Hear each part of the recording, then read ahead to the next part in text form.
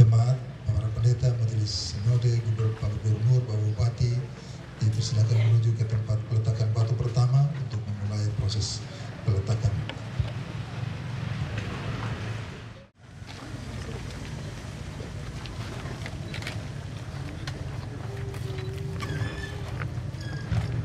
Baik, pada hari ini Rabu tanggal 16 November 2022, saya sebagai Gubernur Nusa Tenggara Timur meletakkan batu pertama dalam pembangunan rumah gereja Bethel Lili. Semoga Tuhan Yesus senantiasa menyertai, memberkati, dan semua jemaat di tempat ini dapat bekerja keras untuk mampu mewujudkan pembangunan gedung gereja ini pada akhirnya.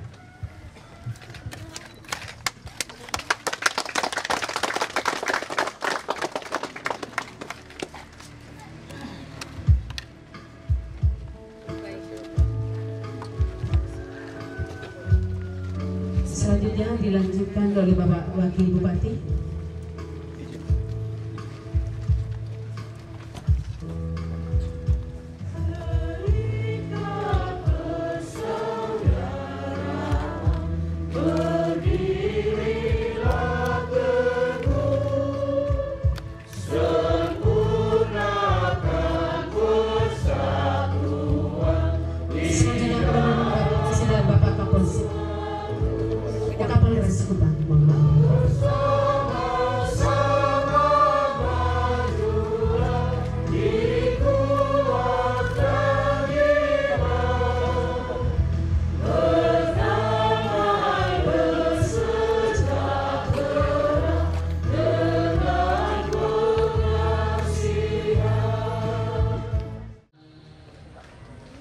Jemaat Tuhan, para undangan semua yang saya hormati, ketika kita berada di tempat ini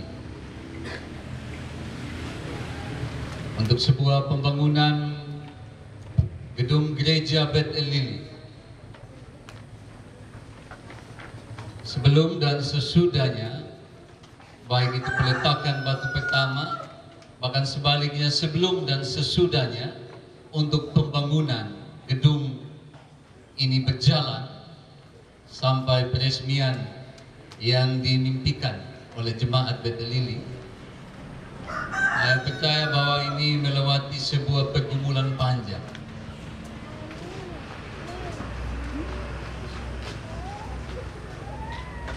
Pergumulan di mana berada di waktu untuk mulai berpikir sampai di tempat ini, ditunjuklah tempat ini untuk bangunan gereja Bethel, terutama untuk gedung kebaktian yang kedua di tempat ini. Pergumulan tentang waktu untuk terkadang harus berada di waktu berdebat. Berdebat untuk bagaimana berpikir tentang dana dan daya. Terkadang juga pergumulan ini ada kelompok-kelompok yang berada dalam waktu-waktu kegelisahan. Kira-kira dana yang ada, apakah kami bisa menyelesaikan, bisa memberikan. Tapi juga ada kelompok-kelompok yang berada dalam waktu yang disebut dengan kelompok-kelompok yang sanksi terhadap pembangunan itu bisa selesai. Kadang-kadang kita berada dalam giringan waktu tersebut. Tetapi di tempat ini saya mau katakan bahwa inilah waktu Tuhan yang terbaik. Di tengah-tengah pergumulan waktu kita yang berbeda-beda, berpikir, berdebat, gelisah, ada yang sanksi terhadap pembangunan itu bisa berjalan. Hari ini ketika kita berdiri di tempat ini, inilah waktu Tuhan yang terbaik. Kalau waktu Tuhan yang terbaik, berarti menunjukkan bahwa bukan saja kita yang menyiapkan segala sesuatu, tetapi kalau waktu Tuhan yang terbaik, ya, tetapi Tuhan mengatur waktu dari hari kemarin di tengah pergumulan jemaat Bethel Lili sampai ke waktu yakni tanggal 16 November hari ini, inilah waktu Tuhan yang terbaik. Berikan kemuliaan kepada Tuhan di tengah pergumulan jemaat Bethel ini. Bahwa inilah waktu Tuhan yang terbaik. Laporan panitia pembangunan oleh Bapak Yakob Lobo sebagai Ketua Panitia Pembangunan. Juni tahun 1999 dengan luas 10 kali 22 meter.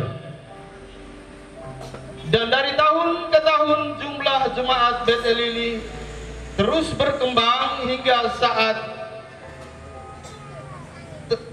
terdapat 279 kepala keluarga dengan anggota sejumlah 1.164 orang.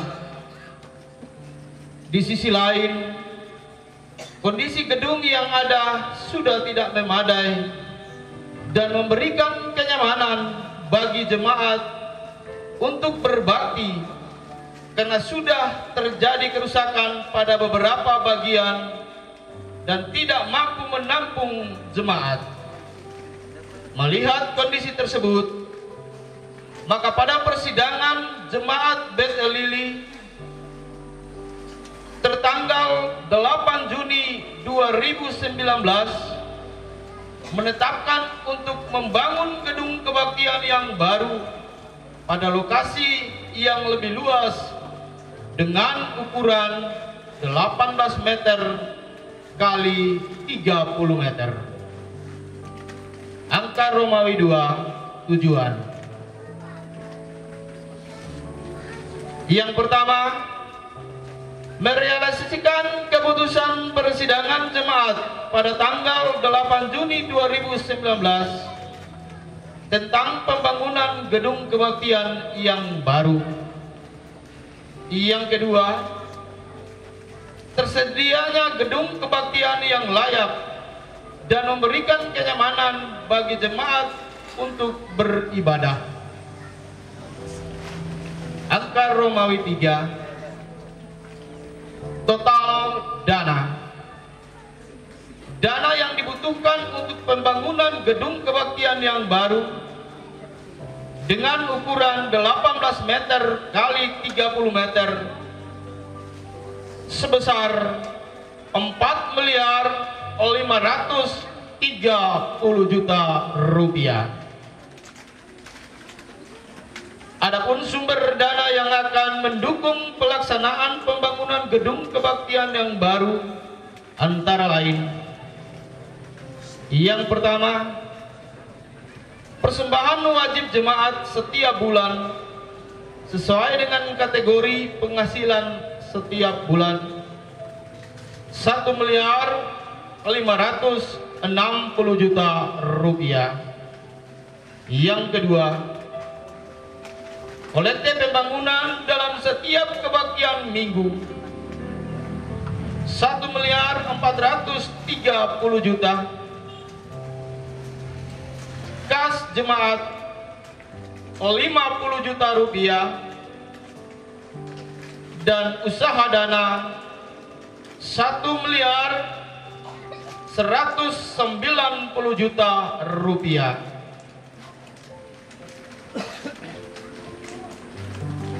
Menindaklanjuti rencana pembangunan tersebut, maka telah dilakukan beberapa tahapan pekerjaan yang dimulai dengan persiapan lokasi pada bulan September 2022 sampai dengan saatnya dilakukan peletakan batu pertama, dan jangka waktu pelaksanaan pembangunan direncanakan selama 5 tahun.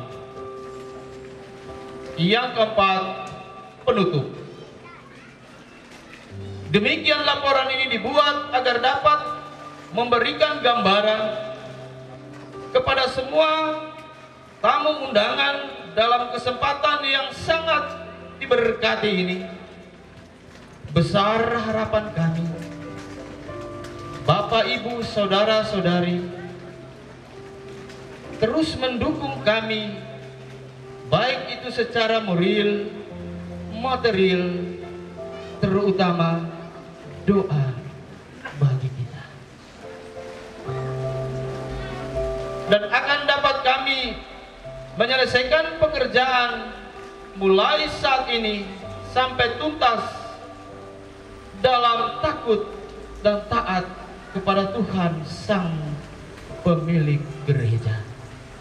Lili, 16 November 2022, Ketua tertanda Penatua Yakob Lobo, Sekretaris tertanda Diaken George Ufi, mengetahui Ketua Majelis Jemaat Bethel Lili tertanda Pendeta Margarita Rosita Lado Heo Uli STH. Tadi laporan pembangunan oleh Bapak Ketua Panitia Pembangunan, dan selanjutnya kita akan mendengarkan ungkapan isi hati keluarga besar Jemaat Bethel Lili oleh Mama Pendeta Margarita Rosita Lado Heo Uli STH, Ketua Majelis Jemaat Bethel Lili. Kami diminta untuk menyampaikan isi hati. Berkenanlah Bapak Mama bersaudara semua untuk mendengarkan beberapa catatan yang merupakan isi hati dari keluarga besar Jemaat Bethel Lili. Sebelum saya lanjutkan, saya bersyukur Tuhan kasih hujan. Amin Bapak Mama. Karena tidak ada satu orang pun yang bisa pulang dalam suasana seperti ini. Biar kita menikmati kesejukan. Yang pertama, sungguh besar Kau Allahku. Kutipan syair lagu yang sesungguhnya mengungkapkan ungkapan iman kami Jemaat Bethel Lili. Allah membuat peristiwa bersejarah dan berharga hati ini sekaligus membanggakan bagi kami, bahwa kami sungguh mendapat penghargaan atas kehadiran dari Bapak Ibu Saudara semua. Dan karena itu di tengah-tengah kebersamaan ini kami mau bilang, Allah yang maha besar itulah yang patut dipuji oleh semua kita. Amin Bapak Mama, saudara-saudara. Nanti baru saya lanjut untuk KPI. Dan dalam ungkapan syukur ini Bapak Ibu saudara-saudara, saya sedikit mengutip apa yang disampaikan oleh Bapak Gubernur beberapa waktu yang lalu pada saat beliau sharing dengan kami untuk beberapa hal yang bersejarah juga dalam hidup beliau. Orang Timur bilang, thank you Lord. Mohon maaf kalau saya sampai karena saya lidah sabu. Terima kasih Tuhan untuk semua yang Tuhan buat bagi kami keluarga besar Jemaat ini dengan detik ini. Benar apa yang disampaikan oleh Pak Klasis. Benar juga apa yang disampaikan oleh Rasa Pendeta Yahya Milu. Gereja sementara diperadabkan dengan mau diikat oleh Tuhan atau justru tempias karena iblis menarik kita. Ini menantang kita Jemaat Bethel Lili dalam proses pembangunan gedung kebaktian ini. Tapi dalam keteguhan iman, dalam peristiwa bersejarah hari ini, kita dikuatkan oleh semua yang hadir. Karena Tuhan menghadirkan orang-orang kuat kita di tengah-tengah kita hari ini. Terima kasih Tuhan. Terima kasih kepada semua orang tua yang tidak bisa saya sebutkan dari tempat ini. Hal selanjutnya Bapak Mama dan saudara,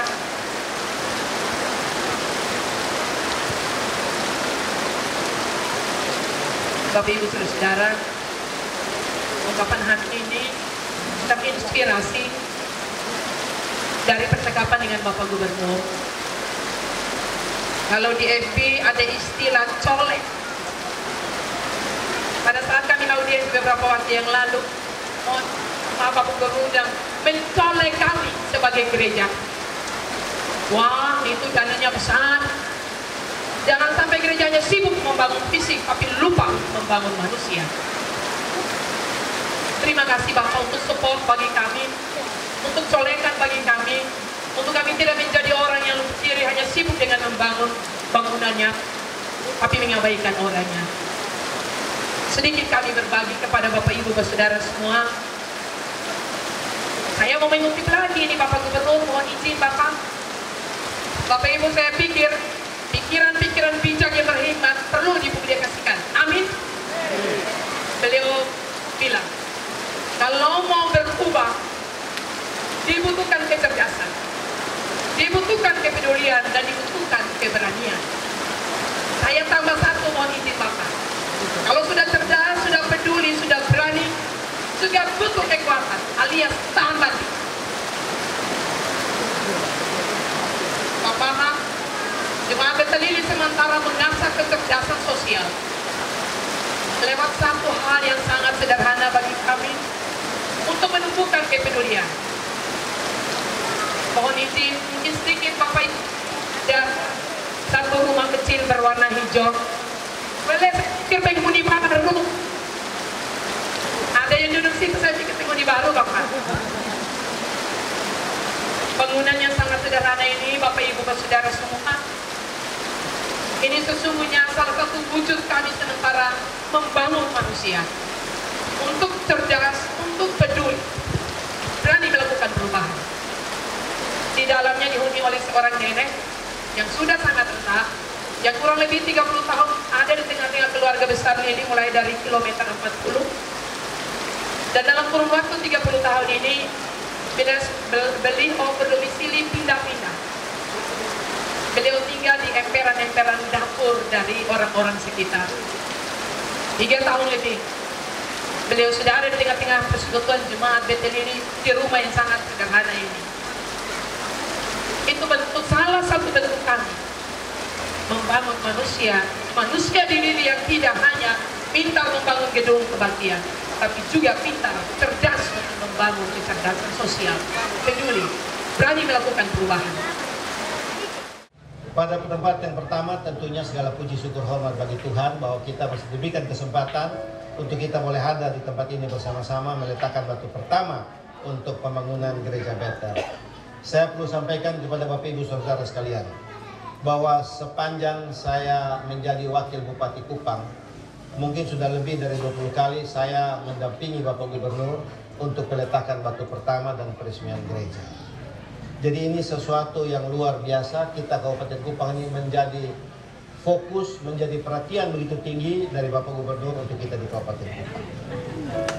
Ya, hari ini lagi kita ada di Betel Lili. Cuma saya mau bilang begini Bapak Ibu, saya juga satu orang anak Tuhan, saya juga melayani lama, tapi saya setelah di pemerintahan, saya lihat kitab orang pemerintah diundang lebih banyak untuk pembangunan, peresmian, dan seterusnya masalah gereja. Tapi saya pikir ada hal yang penting, seperti tadi dikhotbah oleh Pendeta Obi Milo, bahwa gereja itu jangan jadi gedung menjadi simbol saja, tapi kita lihat isi gerejanya di dalamnya. Jangan sampai gerejanya mewah, tapi masih banyak anak-anak stunting yang ada dalam gereja. Ini yang saya mohon, mari kita berkolaborasi. Tidak mungkin pemerintah bisa berjalan sendiri. Tadi juga saya ngomong, kemarin juga di ruangan saya bicara masalah audit stunting. Ini kita mesti berkolaborasi. Saya berterima kasih kehadiran Bapak Kapolres Kupang banyak membantu Kabupaten Kupang. Baik dari sisi galian C, baik dari kemarin 74 pemilihan desa, semua aman. Biasanya pemilihan desa itu ada kacau, ada ribut sana sini. Tapi saya lihat ini tidak ada sama sekali. Kita beri tepuk tangan untuk Pak Kapolres Kupang. Beliau juga yang lalu bantu kita masalah COVID-19. Itu TNI Polri all out bersama pemerintah. Sekarang juga beliau bersama kita masalah stunting. Ya, puji Tuhan stunting Kabupaten Kupang turun kurang lebih 4%. Setelah kita ditetapkan menjadi tim TPPS atau tim penanganan dan penurunan stunting bulan Mei, itu kita bulan Agustus penimbangan dan kita turun kurang lebih 4%. Tapi itu masih jauh daripada target yang diberikan. Sebab itu saya mohon gereja juga jangan saja mengundang kita pemerintah, tapi mari bersama pemerintah menyelesaikan program atau menyelesaikan masalah-masalah pemerintah. Antara lain salah satu adalah stunting. Yang kedua, kita bangun gereja, saya lihat baik. Saya juga pengalaman di gereja Agape. Kalau gereja belum bangun, kita kompak luar biasa. Tetapi setelah gereja jadi, ini mulai ada. Tadi Pak Obi bilang jangan sampai itu eklesia atau ada setan-setan yang mulai. Sebenarnya eklesia itu kita keluar dari kegelapan menuju kepada terang. Tapi kadang-kadang kita ini sudah keluar dari gelap menuju ke terang, tapi dari terang kita menuju lagi ke gelap. Jadi kita bermasalah lagi setelah gereja jadi. Untuk itu saya harapkan mari kita semua, karena saya sering berhadapan dengan jemaat-jemaat di Kabupaten Kupang, bahwa saya datang waktu peletakan batu pertama, nanti pada peresmian, tidak tahu kapan. Tapi waktu saya tanya pada saat peresmian, ketua panitianya sudah ganti 5-6 kali. Oleh sebab itu saya harapkan, jangan ketua panitia ganti-ganti. Ketua panitia harus dengan lutut berdoa dan memohon pertolongan Tuhan, agar gereja itu dibangun sampai tuntas. Karena bangun gereja bukan bangun mall, atau bangun gereja bukan proyek. Kalau proyek jelas anggarannya, waktunya jelas, tinggal dibangun. Tapi bangun gereja hanya iman. Ya, jadi tanpa iman, tanpa kesungguhan, tanpa kekompakan, tanpa kita bekerja sama, tidak mungkin gereja bisa sukses. Gereja bisa jadi. Itu yang saya sampaikan. Dan yang kedua, saya berterima kasih sekali lagi kepada Bapak Gubernur, Bapak yang mewakili Kapolda, Bapak Kapolres dan semua kita yang hadir. Kalau hari ini berkenan hadir lagi di Kabupaten Kupang untuk kita bersama-sama peletakan batu pertama di Gereja Bethel. Dan saya tertarik Ibu KMJ, Ketua Majelis Jemaat, bahwa tadi Ibu Lado, iya Ibu Lado bicara masalah Pasar Lili. Pasar Lili ini saya sejak jadi wakil bupati saya sudah datang berapa kali. Betul kok saudara Bapak Ibu. Saya sudah lihat, saya juga sudah tekankan masalah pembangunan Pasar Lili. Akhirnya ada yang sampai sudah ada di Penfui. Tapi Pasar Lili ini belum juga kita terselesaikan. Mungkin kali ini suara gembala yang sudah disampaikan langsung oleh Ibu Pendeta, ada Bapak Gubernur, ada Bapak Kapolres mungkin bersama saya. Nanti kita akan sampaikan juga ke Pak Bupati. Karena memang kita punya 2 pasar Pak Gub, ini 2 pasar yang punya retribusi cukup besar. Yaitu Pasar Lili dan Pasar Oesau. Saya memang kaget Bapak Gubernur pada saat kita rapat inflasi, bahwa Kabupaten Kupang itu belum bisa masuk karena kita belum punya pasar harian. Pasar Oesau pun masih pasar mingguan. Jadi akhirnya kita belum bisa. Tahu-tahu inflasi di kota itu terjadi karena Pasar Oesau. Karena hampir semua barang Pasar Oesau bawanya ke Pasar Kasih di Nekotet. Coba kalau orang kota yang datang belanja di kita, pasti retribusi kita besar. Tapi ini karena orang kita yang bawa barang ke kota, akhirnya retribusi masuk di kota dan kita menjadi kecil. Pasar Lili ini saya tanya teman saya yang punya Aldia, Pak Albert, itu saya tanya dia bilang 1 minggu 1 kali atau 2 kali pasar hewan itu perputaran uang kurang lebih ada di situ sekitar 3-4 miliar. Betul kok Ibu Pendeta, itu besar sekali. Teman saya di sini Pak Dedi pernah ngomong saya, itu ada yang nawarkan ke kita, Pak, untuk Pasar Lili kalau bisa kita kasih 1 kali aja, kita kontrak 2 miliar kita siap. Camat Fatulio pernah tawarkan, kalau bisa kasih kita 2 miliar kita kelola, kecamatan kelola 2 miliar kita bayar. Tetapi ini pun juga belum disetujui. Jadi mudah-mudahan Pak Ibu Mama Pendeta doa supaya kalau bisa kita bersama. Memang sebelum Mama ngomong, Pak Gub sudah punya naluri duluan, sudah bisik ke saya.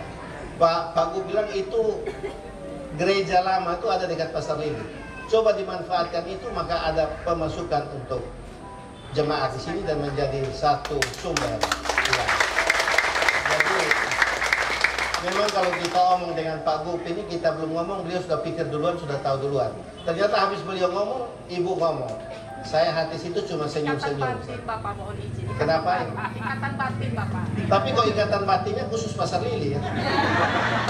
Baik, saya kira ini saya sampaikan dan saya tidak berpanjang kata. Terima kasih sekali lagi untuk Bapak Gubernur dan semua rombongan yang sudah hadir. Dan biarlah Gereja Bethel di sini menjadi gereja yang merupakan pancaran kasih dan menjadi gereja yang betul-betul membantu juga pemerintah dalam menangani stunting, juga kita jaga COVID, dan yang terpenting juga hujan sudah sampai, kita semua siap, kita punya kebun, kita punya ladang untuk kita tanam, karena menanam kita harus juga berhasil untuk kepentingan kita semua. Tuhan Yesus memberkati. Shalom.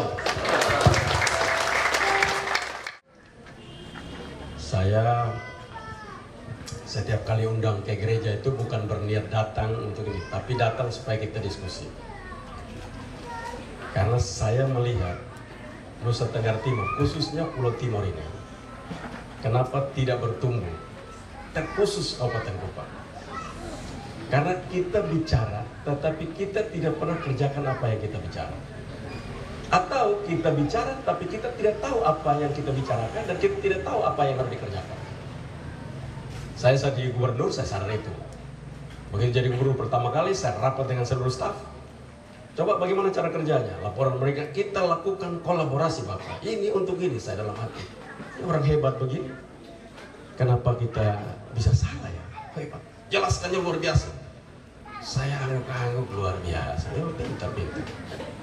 Lalu saya bilang, oke, kita siapkan ya, saya melihat. Nah, nanti di lapangannya kalau tidak ada. Rupanya dia omong saja kolaborasi, dia tidak tahu apa itu kolaborasi. Nah, ini juga berlaku di gereja. Mohon maaf Pak Robi Milu, mau calon itu sinode. Tadi yang disampaikan itu bukan bercanda. Kalau umpama sungguh-sungguh aturan di sinode gemit itu berubah, boleh orang awam maju, saya meninggalkan gubernur dan maju menjadi calon itu sinode. Saya sungguh-sungguh, bukan itu bercanda loh. Ditawarkan jadi menteri, ditawarkan menjadi gubernur, ditawarkan menjadi ketua sinode, saya akan pilih ketua sinode kalau itu berkenan dipilih. Saya sungguh-sungguh begini. Saya mau menunjukkan bahwa kita ada banyak harta tetapi tidak bisa dikerjakan karena kita tidak tahu. Sama seperti NTT, waktu saya jadi gubernur, jangan jauh-jauh, saya ditanya waktu fit and proper atau waktu kami lakukan debat visi misi. Pertanyaannya pada panelis kerja saya gampang. Pertanyaannya begini. Ruang fiskal, maksudnya uang di NTT itu, ruang fiskal, supaya orang-orang kampung mengerti. Nanti ruang fiskal tidak, uang untuk bangun di NTT itu sedikit, tipis maksudnya, sangat tipis, ataupun terbatas. Bagaimana Anda menyelesaikan gizi buruk, stunting, kemiskinan? Nah, pertanyaan lanjut adalah, khusus terhadap stunting. Jawab saya, makan kelor saja. Tapi begitu banyak heboh dan orang membuli saya. Mungkin gara-gara makan kelor maka dia botak begitu katanya. Saya sih senyum-senyum saja. Seperti tadi Ibu Pendeta sampaikan itu, memang saya itu tidak pernah marah orang berkaitan dengan apa yang saya kerjakan dalam mimpi saya. Karena itu kita semua harus dalam tenda ini begitu. Dan harus begitu. Tidak boleh sakit hati. Karena kita tidak boleh marah pada orang bodoh. Kita harus mengasihi mereka. Karena dia bodoh, dia tidak tahu apa yang dia buat dan dia omong itu. Karena dia bodoh. Kalau dia pintar dia akan tahu, oh jangan, betul itu dia maksudnya. Nah, karena dia bodoh, jadi kita tidak boleh marah. Apalagi berdebat sama orang bodoh, lebih celaka lagi. Saya lihat banyak di Facebook, orang berdebat secara serius, luar biasa berdebat. Sampai kebodohannya itu menumpuk luar biasa. Padahal orang bodoh itu tugasnya diajar. Orang pintar tidak boleh, dia tugasnya mengajar. Mengajarkan, membawa pencerahan kepada orang bodoh supaya yang bodoh ini pintar. Begitu orang bodohnya belajar, menantang dia dengan kebodohannya, stop. Karena dia tidak layak untuk diajar. Nah, jadi itu catatan saya. Saya masuk menjadi gubernur, saya latih mereka. Saya ajar mereka. Yang pertama, membangun potensi yang kita miliki. Kelor umpamanya. Banyak yang tidak suka, saya dorong terus. Dan berterima kasih kepada TNI. Di bawah kepemimpinan almarhum Brigjen TNI Iman, itu Bapak Iman Budiman, mampu berkolaborasi dengan Pemprov sehingga kelor itu bisa luar biasa, masyarakat mendapatkan pendapatan yang luar biasa di situ. Ada orang bisa beli mobil baru dari daun kelor. Ada orang bisa ke sekolah anaknya S2 dengan daun kelor. Dan hari ini orang bisa berkelahi gara-gara pohon kelor. Yang dulunya terserah mau ambil saja. Hari ini orang tidak mau.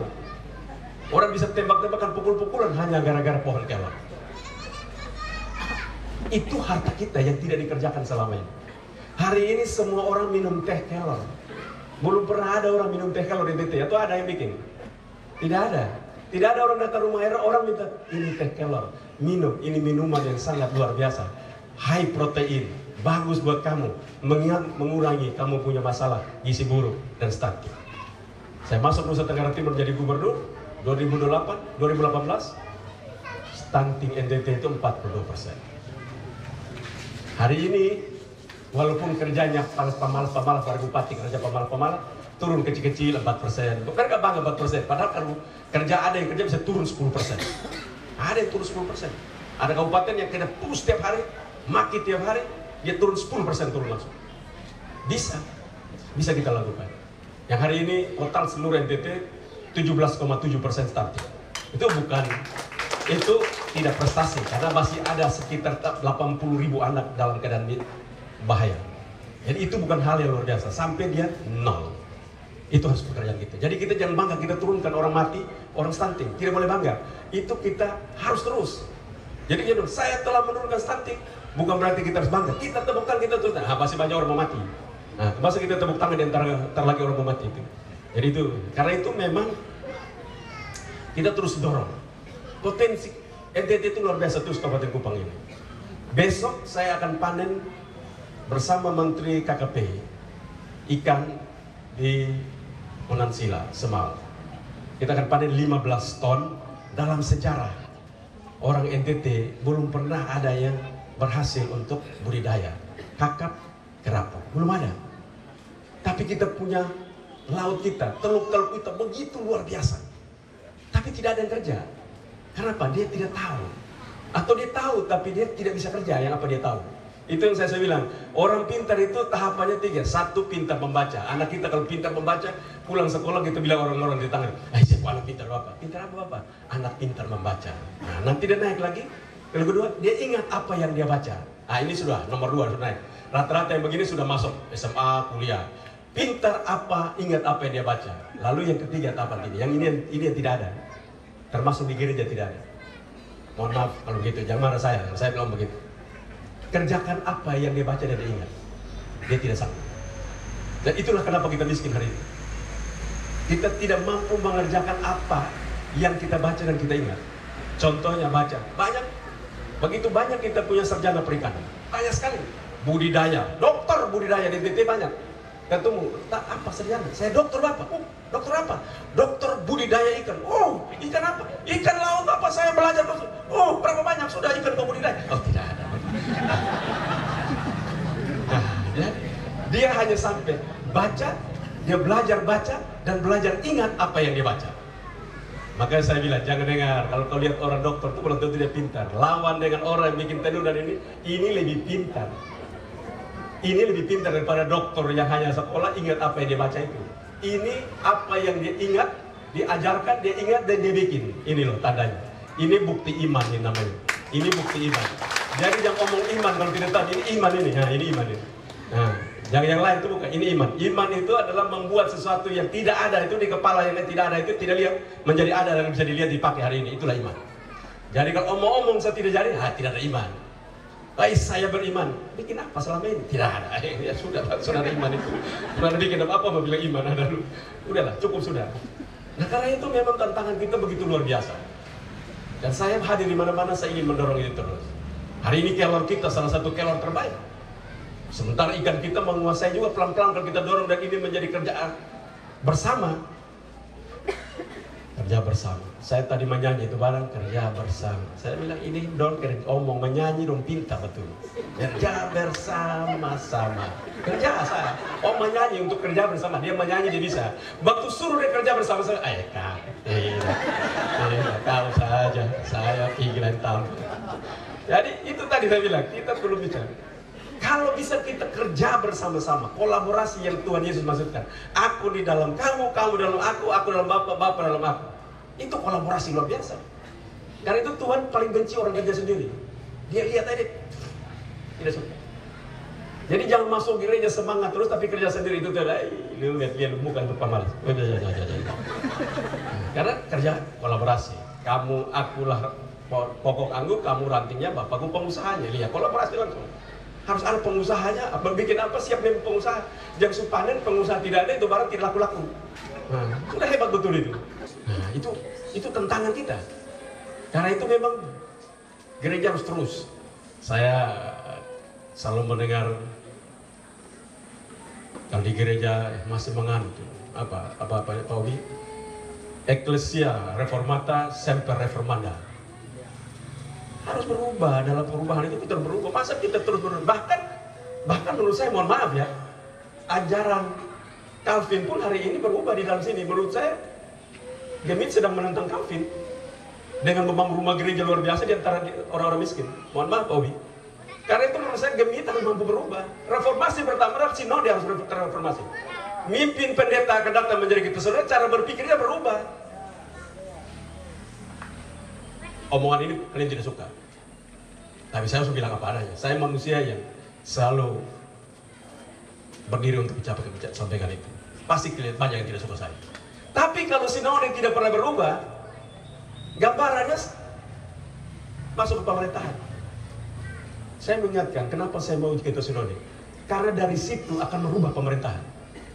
Jangan dibalik, karena saya pegang moral effortnya.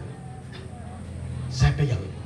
Dan di sana ada kekayaan yang luar biasa yang tidak dikerjakan selama ini. Saya sampaikan berulang-ulang, gereja Gemit itu 2.800 gereja. Let's say kita anggap saja dari 2.800 gereja itu kita ambil 2.000 orang saja, 2.000 gereja saja. Dalam 2.000 gereja orang itu 100 orang kita ambil. Yang punya kemampuan 1 bulan taruh 350.000. Sama seperti kita kena gedung gereja ini, beramai-ramai, bekerja bersama-sama. Maka dari 100 orang itu, dari satu gereja, kali 2.000, satu tahun itu ada 800 miliar. Lebih kurang. Kalau saya tidak mau keluarkan 800 miliar itu, saya tambah lagi. Tahun depan baru saya mau bicara proyek. Tambah lagi 1 tahun lagi. Berarti saya punya 1,6 T untuk saya bicara proyek dan program-program gereja. Maka saya akan punya bor air, sumber bor, untuk alat untuk bor sumur. Saya punya 500 sampai 1.000. Satu alat bor 100 juta. Kalau 1.000 baru sekitar 100 miliar. Gitu. 1.000 baru 100 miliar. Saya punya uang begitu banyak. Berarti seluruh tempat yang tidak ada air, saya cari air dan saya bor. Seluruh di mana pun Gemit ada, dia punya air. Dan airnya air sehat. Program itu program untuk bawa dia menuju ke surga. Saya bilang Gemit ini kekayaannya luar biasa, cuma tidak dikerjakan. Kelor kita begitu banyak. Yang punya siapa? Gemit juga. Rumput laut kita yang punya. Saya masuk menjadi gubernur, saya pelajari rumput laut. Dan akhirnya saya mengeluarkan pergub rumput laut untuk tidak boleh kasih keluar rumput laut bahan baku, harus diolah di Nusa Tenggara Timur. Ribut semua orang. Tapi hari ini rumput laut NTT dikejar di mana-mana. Semua orang kejar rumput laut NTT hari ini, karena tidak ada keluar di pasar lagi. Datang beli, harga terbawah saya kasih 20.000, tidak mau. Kalau tidak beli 20.000 out. Tapi hari ini banyak perusahaan baik dari Manila, baik dari China, mereka datang semua hari ini.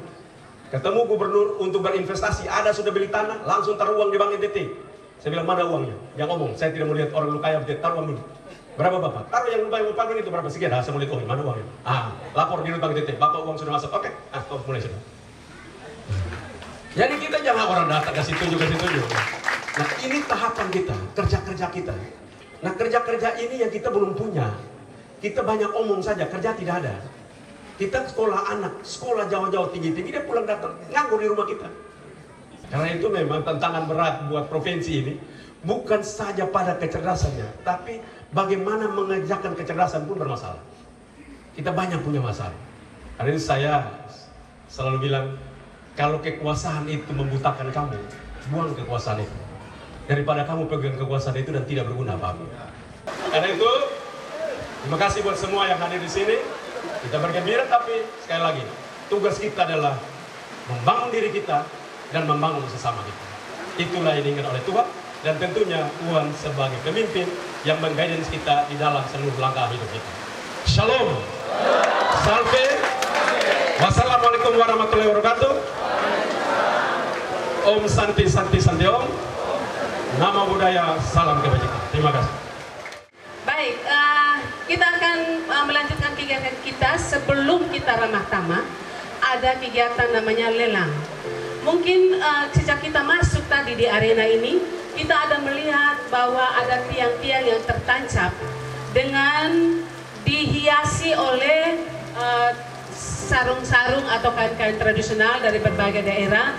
Memang ini kelihatannya dominasi sabu, tapi maklum saja di sini banyak yang orang sabu, jadi banyak sabu yang terpampang, sehingga ini menandakan bahwa gedung baru yang akan dibangun Jemaat Betel Lili ini ditopang oleh 42 tiang. Nah, untuk lelang ini, tiang-tiang ini akan dilelang dan akan ada juru lelangnya. Dan setiap kita yang mengambil setiap tiang, sarung atau kain yang sudah tertancap ini akan dibawa pulang oleh kita. Seperti itu yang akan dilelang. Kemudian berikut juga ada lelang beras merah. Beras merah ini ada 150 kg yang sudah dikemas di dalam kemasan 10 kilo. Nah, beras merah ini sebetulnya hasil inovasi Badan Litbang Pertanian yang sudah dirilis dari tahun 2012, di mana dia itu punya rasa pulen ya. Dia potensi sebetulnya kalau potensi produksinya 7,7 ton per hektar. Walaupun rata-rata hasil itu yang didapatkan 6,7 ton per hektar. Nah, ini kami sengaja juga untuk menampilkan ini untuk dilelang dan nanti akan dilelang. Saya kurang tahu nanti karena ini sudah dikemas di dalam kemasan 10 kilo. Iya, Bapak? Iya, Bapak. Kalau jual itu berarti jual beli itu pasti ada transaksi. Lelang bukan transaksi dan lelang bukan jualan. Karena itu sebut saja apa barang-barangnya, kita akan bilang. Tidak semua orang bisa bersumbang dan bawa pulang sudah hasil. Karena ini kan sukarela. Dan lelang kan bukan bawa dari sini itu jualan. Karena pada saat lelang, jadi orang mau kasih harga, cocok, tidak boleh. Karena itu tanya satu-satu mulai gubernur semua kita, mau kasih berapa dengan pembangunan ini, nanti siapa bawa pulang apa, terserah dia, ambil sedikit. Kalau dia ambil semua, suka keterlaluan itu namanya, masa hati tidak ada. Tinggal kasih saja, jangan bilang saya kasih 10 juta, jadi saya ambil sekian banyak, juga tidak juga. Karena kita tidak transaksional di sini. Kita sedang membangun kebersamaan. Jadi kasih semua, mulai share juga, sebut barangnya saja, tidak satu persatu, sekaligus. Terima kasih Bapak Gubernur. Selain itu memang ada juga sei babi yang baru dihasilkan oleh anak-anak muda di Betel Lili ini. Kemudian ada juga ayam 2 ekor jantan dan 1 betina. Untuk selanjutnya Mama Edo bisa membantu.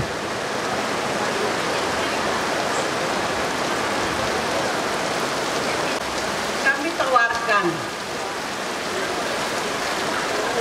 ya, semula dengan barang-barang. Ya. Ada beras 150 kilo, kemudian ada sei babi.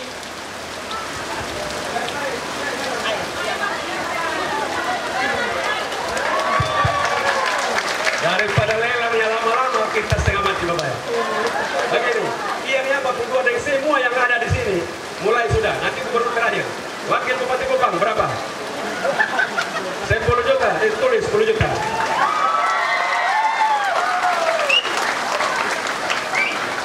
Pak Kapolres berapa? 10 juta Pak Kapolres Kupang. Kaban Aset 2 juta. Ini Kaban Aset. Karo Hukum 2 juta. 2 lagi. Kadis PU 2 juta.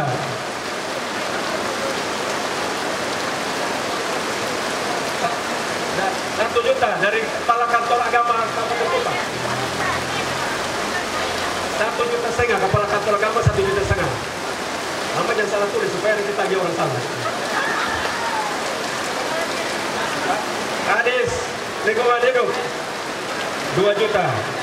Kadis seluruh provinsi, ini provinsi semua. Pertanian 2 juta. Kadis Pertanian 2 juta. Karo 1 juta. Karo admin, administrasi pimpinan. Bapak cuma berapa? Ada berapa dari mana? Oh, sama. SMK mau sumbang tidak? 500.000. Bayangkan orang ngajar-ngajar saya masih mau sumbang juga. Bapak mau sumbang berapa? 500.000. Siapa namanya? David. Nah, Bapak David. Mama lihat muka memang langsung ada di muka. Kantor baru itu ikut di rumah. Ada lagi, Mas Tunggang? DPR Kabupaten mana? DPR Kabupaten? Mana? Nah, berapa? 1 juta. Bapak siapa? 2 juta ya? Bapak Moy 2 juta. Pak Ben berapa? 10 ya? 1 juta. Ada lagi? Nah, bicara. Ada 5. Berapa? Berapa? Hah? 5 juta? 5 juta. 500.000. Saya pikir 5 juta, pikir kata gitu. Oke, mana lagi? Coba hitung semua berapa sudah itu? 20 juta kali 2, 1, 2, 3, 4, 5, 10 juta, 30 juta, 32, 34. Berapa lagi itu? Sinode berapa? Hai, Sinode ke MK yang datang itu akan sudah. 500. Oke. Sudah ada lagi, habis. Yang terakhir gubernur belum itu. 100.